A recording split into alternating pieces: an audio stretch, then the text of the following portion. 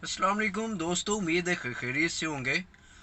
Well, पहले आप ख्वाजा आसिफ साहब की ये तकरीर का कुछ हिस्सा तकरीर सुन लें जो उन्होंने कौमी असम्बली में इस्लामी जमहूरिया पाकिस्तान में की है। तो फिर उसके बाद कुछ कमेंट्स करेंगे, कुछ इसके ऊपर बात करेंगे और इसके हर पहलू का जायज़ा लेंगे कि आया कि ख्वाजा साहब ने ये जो बातें की हैं कि ये किस तनाज़र के थ्रू की हैं।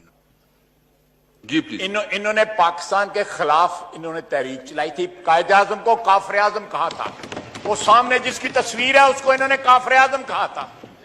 मुझे मुझे मुझे रिटेलिएट करना पड़ा है। जिसकी तस्वीर के नीचे स्पीकर साहब आप बैठे हुए हैं या जिसकी तस्वीर।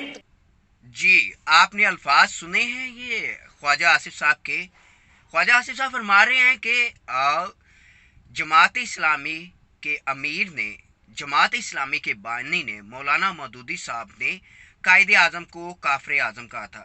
ख्वाजा साहब, कोई कोई कोई थोड़ी सी शर्मो हया है आपके अंदर?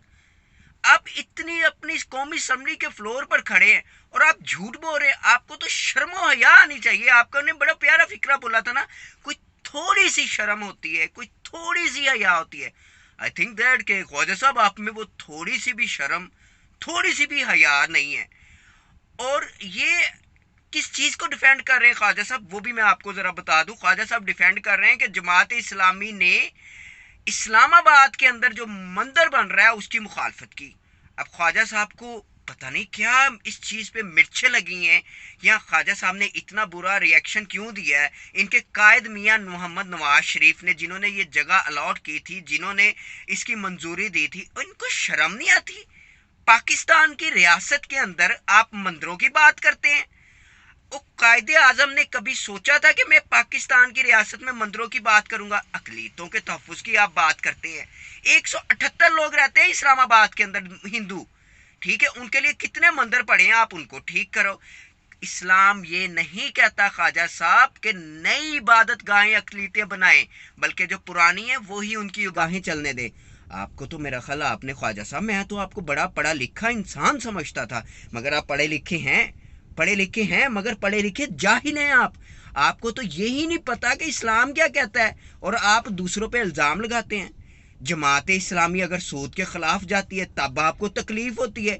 आप लोगों ने सूद के खिलाफ सुप्रीम कोर्ट के ऊपर हमला कर दिया कि हमारे खिलाफ फैसला ना आ जाए।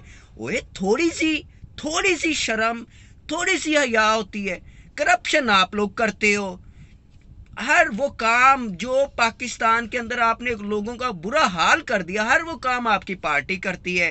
आपके लीडरान भाग जाते हैं, आप यूके, उधर से वापस नहीं आते, उनके बच्चे तक वापस नहीं आते हो। ख्वाजा साहब, कोई थोड़ी सी शर्म हया होती है? अपने लीडरान साहब को, अपने बच्चों को वापस तो लेके आओ।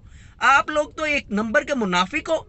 आप लोग बात करते हो दूसरों के ऊपर कि वो पाकिस्तान की मुखालिफ की काफिर आदम का था। आई चैलेंज ख्वाजा आसिफ, मैं आपको चैलेंज करता हूं कि आप कोई इस तरह का एविडेंस ले आए जिसमें मदूदी साहब ने इस तरह की कुछ बात की होगे। अगर एक छोटी सी एग्जांपल दे देता हूं, अगर मदूदी साहब ने ऐसी कोई बात की होती, कायदे आजम कायदे आजम ने रेडियो पाकिस्तान जब शुरू किया तो सबसे पहले मौलाना मदूदी साहब को बुलाया और कहा कि आप इसके ऊपर इस्लाम के हवाले से प्रोग्राम करें, बात करें लोगों को इस्लाम के हवाले से। और फिर किसी ने कायदे आजम से पूछा कि पाकिस्तान का ला क्या होगा, पाकिस्तान का क्या मज़हब होगा?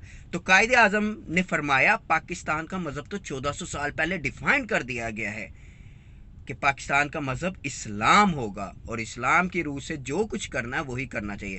तो ख्वाजा आसिफ साहब, कोई थोड़ी सी शर्म भी करें, कोई थोड़ी सी हया भी करें, ठीक है ना। अगर बात असम्बली के फ्लोर पर करनी हो या कहीं करनी हो ना, तो ना कुछ सर्च करके किया करें ताकि लोगों को पता भी चले कि आप क्या बात कर रहे हैं। कोई उसकी तहकीक करके एवं नहीं सुनी सुनाई बातें नहीं कही जाती ख्वाजा साहब।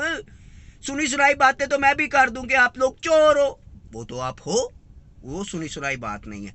तो बहरहाल मैं यही बात करूंगा ख्वाजा साहब, अपना ना ज़रा सर्च करके जमात इस्लामी के ऊपर बात किया करें। जमात इस्लामी कोई पीपी, पीटीआई, काफ लीग नहीं है کہ جی اس میں جو بات سن لیں گے آپ کی، آپ ویسے ہی باتیں کرتے رہیں گے، الزام تراشیاں لگاتے رہیں گے اور باتیں سنتے رہیں گے، آپ کو منہ توڑ جواب ملے گا.